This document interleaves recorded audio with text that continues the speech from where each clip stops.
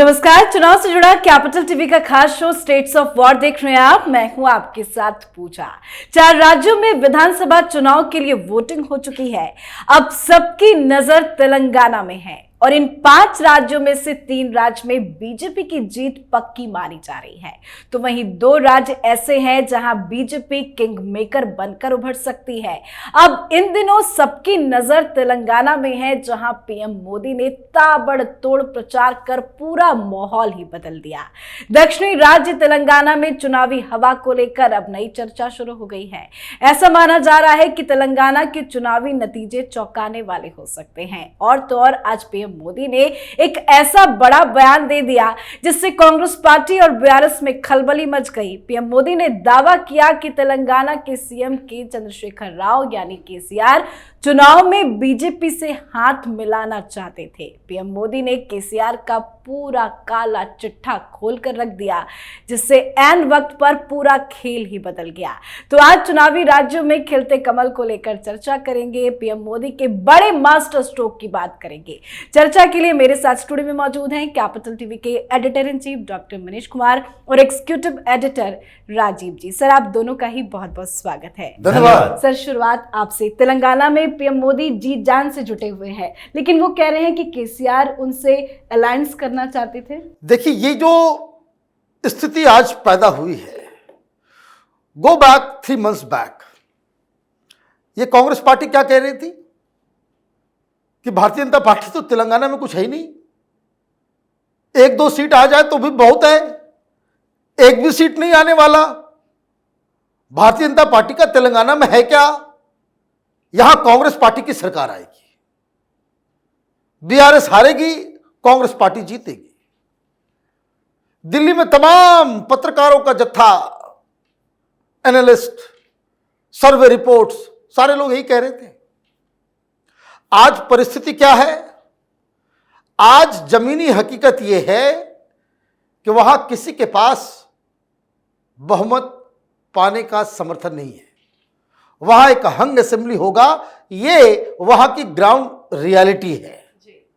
अब सवाल दूसरा है, बीआरएस वहां सबसे बड़ी पार्टी तो है, चैलेंजर कांग्रेस पार्टी थी, लेकिन स्थिति ऐसी बदल गई कि अभी भारतीय जनता पार्टी वहां किंग मेकर बन के उभर गई है। अब लड़ाई किसके किसके बीच है? नंबर 2 कौन होगा? बहुमत किसी को नहीं आना, लेकिन नंबर 2 कौन होगा? बीजेपी होगी, कांग्रेस पार्टी होगी। किसको कितना सीट मिलेगा, इस पे आकर के रुक गया। ये करंट स्थिति है। अब ऐसे में प्रधानमंत्री मोदी की तरफ से ये बात कह देना कि बीआरएस के जो चीफ है चंद्रशेखर राव, ये बीजेपी के साथ हाथ मिलाना चाह रहे थे, लेकिन हमने मना कर दिया, तभी तो ये स्थिति आई।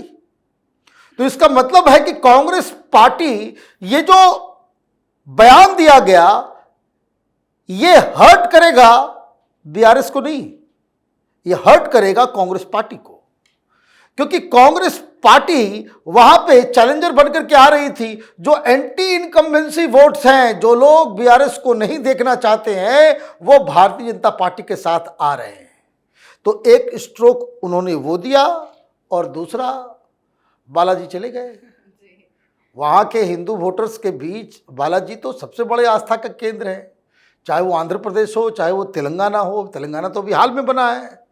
तो जो आस्था का जो सबसे बड़ा प्रतीक है इन राज्यों में, खास करके साउथ इंडिया में, वहां बिल्कुल उन्हीं की वेशभूषा में जाकर के जिस तरीके से आज उन्होंने खेल कर दिया है, उससे तेलंगाना की राजनीति में बहुत बड़ा असर, चुनाव के ऊपर जो है बहुत बड़ा असर। बिल्कुल, वो हर बार कुछ ना कुछ ऐसा खेल कर देते हैं जिस खेल को कोई समझ नहीं पाता। लेकिन सर, जिस तरह से 3 दिनों से लगातार पीएम मोदी प्रचार कर रहे थे, एन वक्त में किस तरह से पूरा खेल बीआरएस और कांग्रेस पार्टी का बिगड़ गया? देखिए, जिस तरीके से तेलंगाना में भारतीय जनता पार्टी धीरे धीरे मजबूत हुई है, ये 2014 के बाद स्थितियां स्पष्ट होती हैं। 2014 में तेलंगाना में सरकार बनी बीआरएस की। उसके बाद बीआरएस और केसीआर को लगा कि हम इस सेंटीमेंट को, जो तेलंगाना बनाने में भूमिका उनकी रही, उसको अब जीवित रखें। 1 साल पहले उन्होंने विधानसभा भंग कर दिया, 18 में ही चुनाव करवा दिया कि अभी सेंटीमेंट लोगों का हमारे तरफ है, चुनाव जीत गए। भारतीय जनता पार्टी कितनी सीटें, केवल 1 विधानसभा की सीट जीत पाई। ये राजा सिंह जो है वहां के एक बड़े हिंदुत्ववादी लीडर, जिनको उनके कड़ी टिप्पणियों के कारण भारतीय जनता पार्टी ने कुछ समय के लिए सस्पेंड किया, लेकिन इस बार फिर चुनावी मैदान में उतार दिया। फिर उसके बाद क्या हुआ, 2019 के जब चुनाव हुए तो भारतीय जनता पार्टी, जो कि पिछले विधानसभा चुनाव में केवल 1 एमएलए जीतकर आए थे, अचानक से 4 लोकसभा की सीटें जीत गई। अब ये बड़ी उपलब्धि थी भाजपा के लिए, जिसके बाद भारतीय जनता पार्टी के वहां जो वर्कर थे वो ज्यादा मोटिवेट हुए और फिर 2 साल बाद जो स्थितियां बदली, यानी 2019 के बाद फिर 2020 के अंत में दिसंबर में एक चुनाव होता है ग्रेटर हैदराबाद म्युनिसिपल कॉरपोरेशन का। यह हैदराबाद शब्द से ही लगता है पूरा मुस्लिम बाहुल एरिया। योगी आदित्यनाथ कह रहे हैं उसको भाग्यनगर कर देंगे। बिल्कुल। और वहां पर असदुद्दीन ओवैसी, कांग्रेस, टीआरएस, ये जो सारे लोग वहां पर मुसलमानों को हवा में तैरा रहे थे, वहां पर भारतीय जनता पार्टी की एंट्री होती है और जो ग्रेटर हैदराबाद म्युनिसिपल कॉरपोरेशन का चुनाव हुआ उसने पूरे प्रदेश की तस्वीर बदल दी। वहां पर भारतीय जनता पार्टी, जिसके सिर्फ 4 काउंसलर थे, वो बढ़ के 48 हो गए। अब बीआरएस, जो उस समय टीआरएस हुआ करते थे, उस पार्टी का 99 से घट के 56 हो गया। बड़ी पार्टी रही, लेकिन भारतीय जनता पार्टी और उनके बीच का गैप कितना रहा। एक तरफ ये 4 काउंसलर वाले 48 जीत कर आए और वोट का परसेंटेज देखेंगे 35.81% वोट अगर टीआरएस को आया उस समय, तो भारतीय जनता पार्टी 35.21%, यानी बहुत छोटे मार्जिन रहे वोटों को लेकर। अब हैदराबाद में अभी ओवैसी भी घूम घूम कर मुसलमानों को इकट्ठा कर रहे हैं, राहुल गांधी को भर भर के गालियां दे रहे हैं, इनके पूरे खानदान को न्योता दे दिया कि कैसे राहुल गांधी का खानदान क्या किया, इन्होंने अपने खानदान के नाम में मिट्टी में मिला दिया, अमेठी से चुनाव हार गए। तो ये जो वहां पर मुस्लिम वोटरों की स्थिति है, वो तो थोड़ा बहुत कांग्रेस के पास, थोड़ा ओवैसी के पास जाएगा, लेकिन भारतीय जनता पार्टी ने जो वहां से शुरुआत की 2020 के अंत में, यानी दिसंबर के बाद 2021 सोचे, तो उसके बाद वहां पर तेलंगाना में ये जो केसीआर हैं उनको भी लगने लगा Bharatiya Janata party main challenger है, कांग्रेस नहीं है।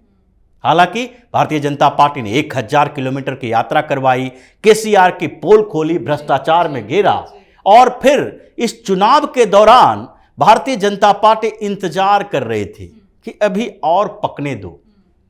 और दिल्ली में बैठे मीडिया वाले, कुछ सर्वे एजेंसी वाले, जैसा कि डॉक्टर साहब ने कहा कि इन लोगों को लगा कि अब तेलंगाना में तो भारतीय जनता पार्टी के बड़े स्टार प्रचारक बहुत ज्यादा एक्टिव नहीं हैं, तो वहां पर सिर्फ कांग्रेस और बीआरएस के बीच टक्कर होगी।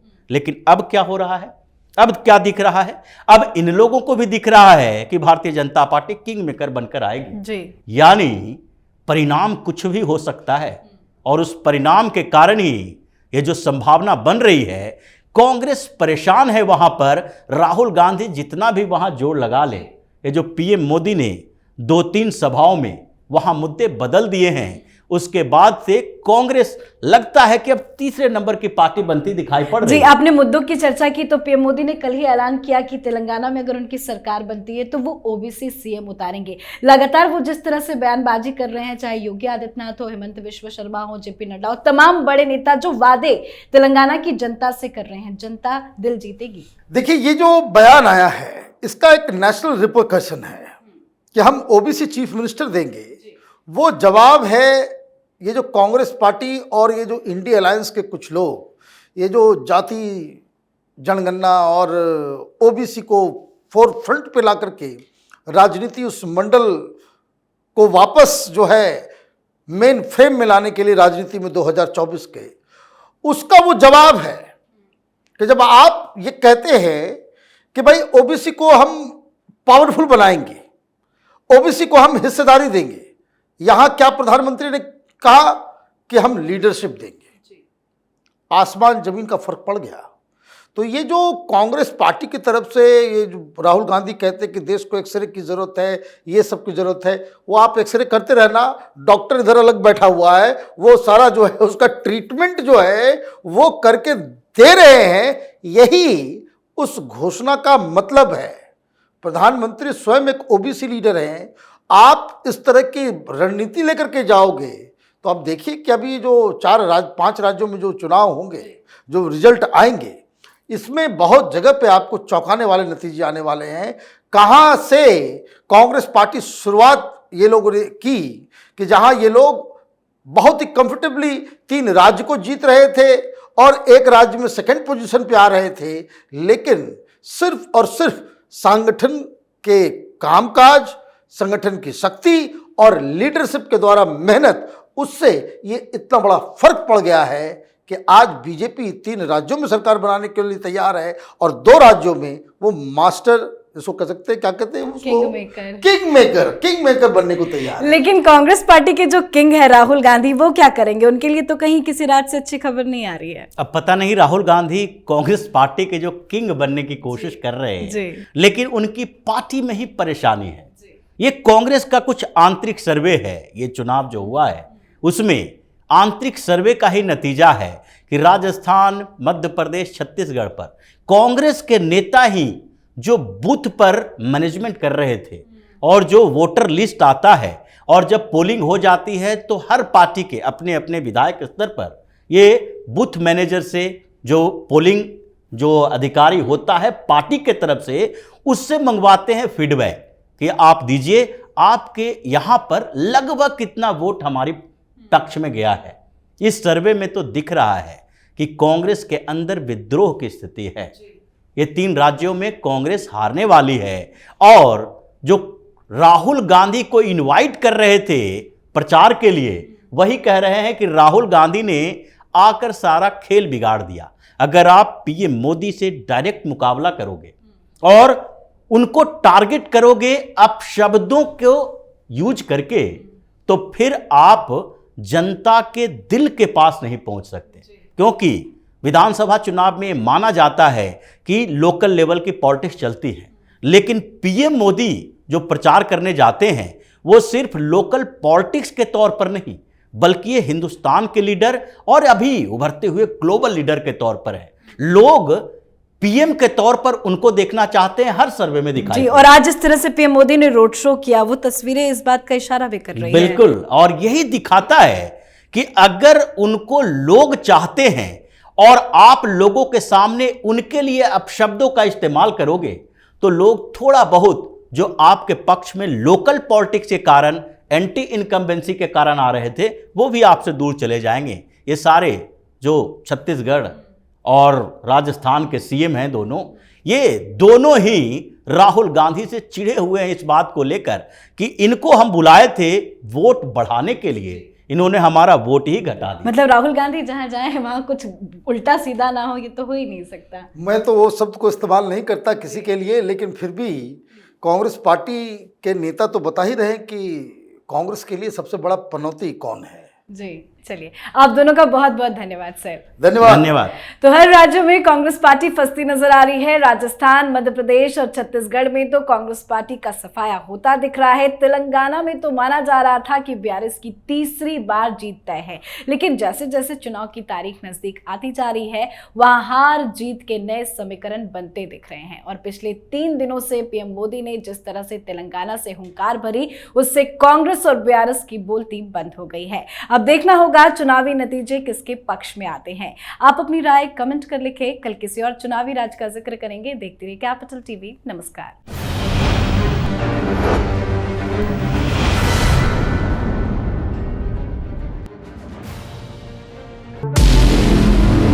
हमारे व्रत, हमारी परीक्षा, लक्ष्य तक पहुंचने की हमारी संयमित प्रतीक्षा। हमारे छठ से और हमारे हठ से पूरी दुनिया वाकिफ है। हमें विकल्प पर नहीं, अपने दृढ़ संकल्प पर अटूट विश्वास है, क्योंकि हार हम मानेंगे नहीं, और विपरीत परिस्थितियों पर प्रहार हम छोड़ेंगे नहीं जब तक हमारी जीत सुनिश्चित नहीं हो जाती, क्योंकि हम बिहार से हैं।